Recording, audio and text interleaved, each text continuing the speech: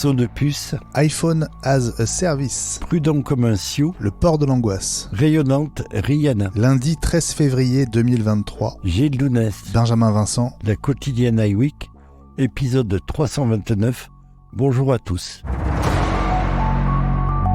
Comme nous, Mark Gurman s'attend à ce qu'Apple ne fasse pas évoluer l'iMac 24 pouces avant l'annonce du processeur M3 et donc, Gilles, probablement au plus tôt à la fin de cette année.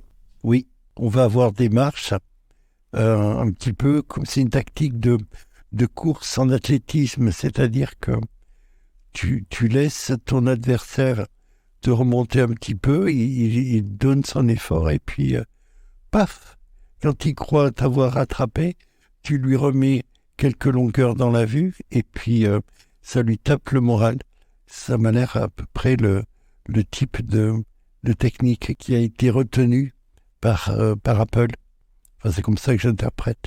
Bon, moi je crois que c'est vraiment une raison de gamme et je ne suis pas du tout d'accord avec toi. T'es le chef, donc tu dois avoir raison. Quant au successeur du Studio Display, le moniteur 27 pouces d'Apple le plus abordable, attendu cette fois avec la technologie mini LED, il n'arriverait finalement pas pendant ce premier trimestre. C'est la troisième fois que Ross Young, l'analyste spécialiste du marché des écrans, reporte sa prévision. Il avait d'abord été question, selon lui, de juin 2022, puis d'octobre 2022, et de ce début d'année, mais il l'a dit à MacRumors, aucun signe n'indique une sortie prochaine d'un tel produit, Gilles. Alors si tu veux de la panique, là, pour le coup, il y en a. On ne sait pas trop si ce serait quelque chose d'intermédiaire entre le Pro et le Studio, ou une nouvelle version du Studio. Je pense plutôt que c'est une façon d'attendre la disponibilité du Mac Pro ou de la nouvelle version du Studio, si tant est qu'il y en ait une, en sortant les deux appareils en même temps. Alors, peut-être que finalement, tu as raison sur cette gamme M2 et que tout le monde va attendre la puce M3, mais 3 fois reporter un appareil qui a tendance à vieillir, la concurrence n'était pas restée les deux pieds dans le même sabot. Ça fait, pour le coup, là, ça fait un peu long. Apple n'est pas à court d'idées pour proposer de nouveaux services, des services qui ont généré plus de 20 milliards de dollars de chiffre d'affaires, on vous le rappelle, au cours du 4e trimestre 2022. Mark Gurman, dans sa newsletter Power On, annonce qu'Apple travaille sur 4 nouveaux produits financiers, dont le fameux iPhone sur abonnement. Il arriverait en mars ou en avril, en tout cas aux États-Unis, Gilles. Oui, il y a 2 choses. Ça serait pour moi une sorte de leasing, comme on peut le connaître sur les voitures, avec tout un tas de services associés. On a l'entretien, les pannes éventuelles, avec un pack complet entre l'entretien, les pannes éventuelles, les accidents aussi éventuels qui pourraient arriver, et puis la rémunération d'Apple pour tout cela, avec le prix de l'iPhone. On paie la location une fois que tous les 12 ou 24 mois, on est arrivé au bout, on échange l'appareil, il est reconditionné ou démonté en fonction de son état, et on repart et on a un verrouillage qui ne dit pas son nom. Pour moi, ça serait ce retard. Ce serait aussi l'indice qu'Apple préparerait quelque chose d'autre, de plus gros au niveau de ce concept d'usage et de non-possession qui est très dans l'air du temps et qui concernerait éventuellement également la voiture si elle devait voir le jour. Maintenant, il n'est pas dit que ce soit le cas, mais c'est vraisemblablement quelque chose de plus général et une façon d'étoffer aussi cette offre de bancaire autour d'Apple Card, pour lequel Apple a l'air d'avoir pas mal d'ambition. Meta, Microsoft, Salesforce, Google, Twitter et d'autres, vous l'avez remarqué, Apple est l'une des dernières grosses entreprises de la tech à ne pas avoir encore annoncé de plan de licenciement ces dernières semaines. Et on comprend mieux pourquoi à la lumière de ces données publiées par Bloomberg sur les embauches réalisées par les autres GAFAM pendant les années Covid, Gilles. Oui, et souviens-toi, on en avait parlé pendant la semaine Apple. On a un petit peu raison là aussi. Apple est prudent, on dit en français. Il est beaucoup plus prudent que les autres. Les autres se sont goinfrés en se jetant sur des opportunités et en embauchant tout un tas de gens pour essayer de foncer là-dedans. Et là, ils se rendent compte que ça ne marche pas forcément et du coup, ils sont obligés de remercier tous ces gens alors que Apple a monté uniquement 20% pendant la période.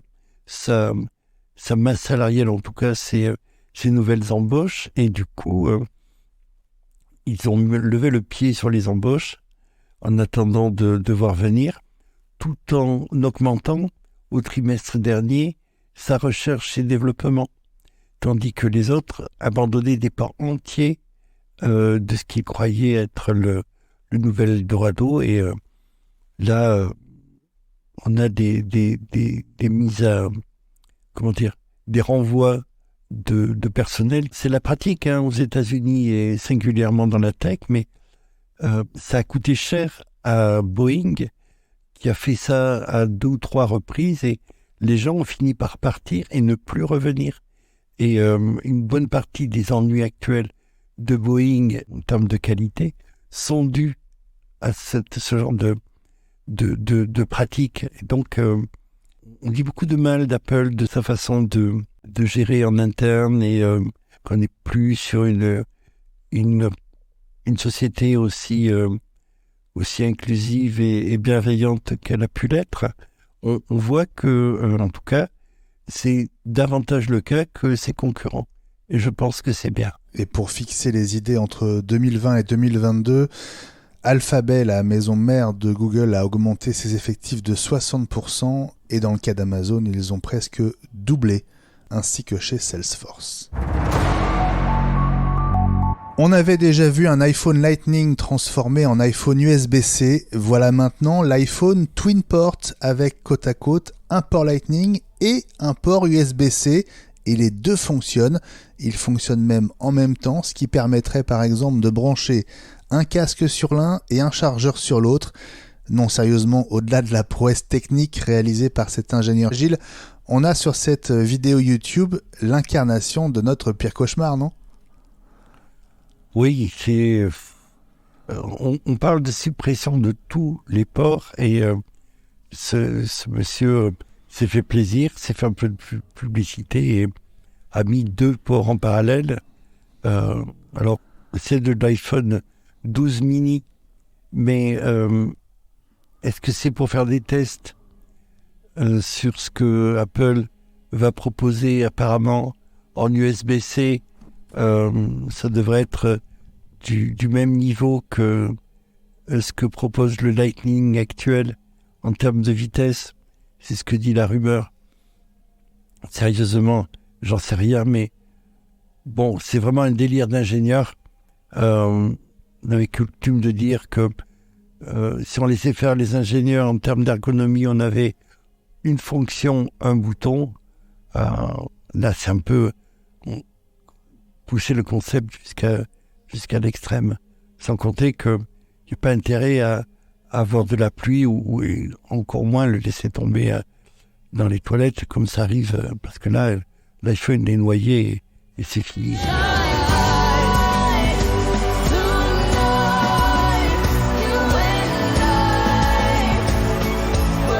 Si vous dormiez, c'était cette nuit à la mi-temps du 57e Super Bowl parrainé pour la première fois par Apple Music sous les yeux de Tim Cook.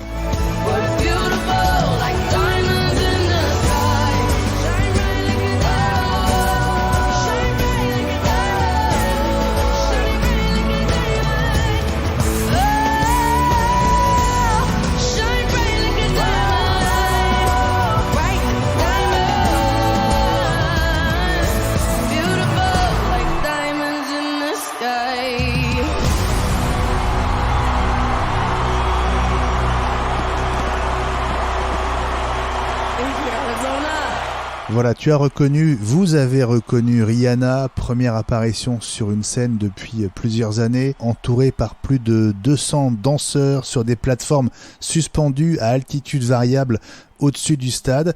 Rihanna visiblement enceinte à nouveau. Alors voilà pour la page People. Ce qui nous intéresse surtout, Gilles, c'est la visibilité pour Apple Music. On parle de 50 millions de dollars par an. Après 10 ans de sponsoring Pepsi, et la stratégie derrière ce sponsoring de la mi-temps de la soirée qui est la plus regardée de toute l'année à la télé américaine, Gilles. Oui, vraiment, c'est quelque chose qui est attendu. Il faut surprendre le public. Et si Apple est venu là-dedans, on ne peut pas s'empêcher de penser à 1984 et la pub de Riley Scott qui avait présenté le Macintosh 128, le premier de l'histoire. Si Apple a mis autant de sous là-dedans, c'est qu'il y a de grosses ambitions vis-à-vis de l'audio spatial. Rihanna est milliardaire, ça n'a pas dû être gratuit au niveau de la prestation, d'autant que la mise en scène était assez ambitieuse quand même. C'est la suite de l'histoire. On va voir si elle aura autant un destin aussi extraordinaire que le fameux Macintosh. La quotidienne iWeek revient demain.